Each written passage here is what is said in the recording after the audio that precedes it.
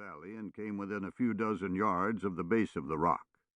A series of flat stones stair-stepped down to the road, and with the sun low on the opposite horizon, the light slanted through the trees and glinted from a pool of rainwater. "How old are you?" he asked. 12, I said. "No, 13. I've passed a birthday." "A pivotal age," Brolin mused. "What is this place?" I asked. "A marvel," Brolin said. "On the third day, when God brought the dry land from the waters beneath the firmament, he placed this rock in Taney County, Missouri. It was here before the sun ruled the day and the moon the night, before the fishes of the sea and the things that creepeth upon the earth. And it was here when man was created from the dust of the ground, and woman was taken from the rib of the man." Brolin paused. "It was here before we were born, and it will remain long after we are dead. This rock is eternal, unchanging, and cares not what we do here. We are as smoke upon it." I suppressed a shudder. "Does the rock have a name?" I ventured. "It used to be called Three Notches," he said. "What's it called now?" Brolin held a forefinger to his lips. "Listen," he whispered. "A team approaches. Do you not hear the music of the harness, the rumble of the wheels, and the clatter of shoes on yonder stones?"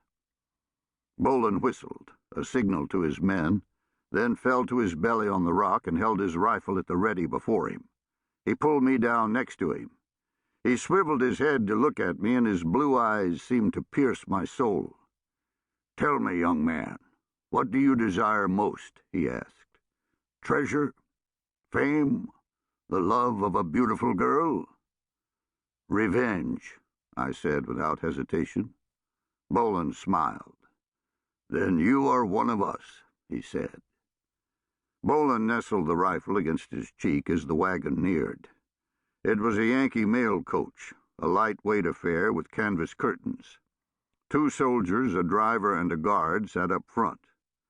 Brolin eased the hammer back to full cock over the percussion cap, depressed the set trigger, then gently placed his forefinger on the forward trigger. "Steady, Lucifer," Brolin murmured to the rifle.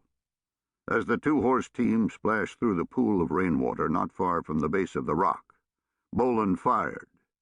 The ball hit the driver in the temple and carried the opposite side of his head away, and his body splashed into the puddle. The guard snapped his Springfield to his shoulder and fired quickly in our direction, and we could hear the minie-ball sing through the branches of the trees above our heads. Then he dropped the rifle on the dashboard and reached for the harness reins.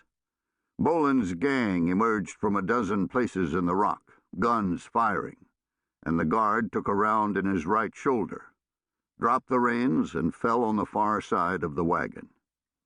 The team trotted ahead nervously, drawing the wagon ahead a few yards and leaving the wounded soldier with no cover. "Don't kill him yet," Brolin shouted as he scrambled to his feet, his rifle in one hand and towing me. The path was steep, and we scooted down much of it on our rumps, aided by rain-slicked dirt and pine needles. 2 of the gang stood over the wounded Yankee, while the rest rifled through the envelopes and packages in the mail coach. They held each item just long enough to determine if it was heavy enough to have something of value, then tossed it over their shoulder onto the ground to find something more promising. "Where's the gold?" the larger of the guerrillas who stood over the wounded Yankee demanded with a cocked revolver. "There's no gold, I swear," the soldier said. From the twin chevrons on his shoulder, I knew he was a corporal. The dead Yankee, with half a head, whose brains were now steaming in the chill air, had been a private. Brolin stood over the wounded man. The corporal was old, at least from my point of view, certainly on the far side of 30. "Do you know who I am?" Brolin asked. "Yes," the corporal gasped. "Then you are acquainted with my reputation," Brolin said. "You're a monster," he said. "We're all monsters," Brolin said. "Some of us